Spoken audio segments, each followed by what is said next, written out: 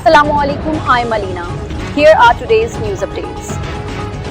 خبر شامل کرتے ہیں chairman international Pakistan Arain news Gujranwala Mian Saghir سے۔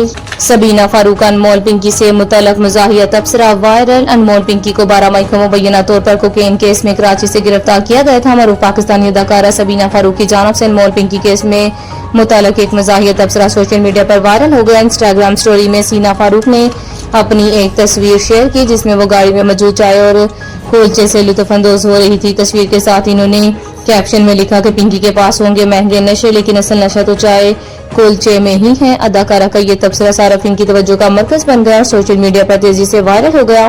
یاد رہے کہ انمول پنکی کو 12 مئی کو مبینہ طور پر کوکین کیس میں کراچی سے گرفتار کیا گیا تھا جس کے بعد انہوں نے عدالت میں پیش کیا اور 22 مئی تک جسمانی ریمانڈ پر پولیس کے حوالے کیا۔ اداکارہ کا یہ تبصرہ صارفین کی توجہ کا مرکز بن گیا اور سوشل میڈیا پر تیزی سے وائرل ہو گیا۔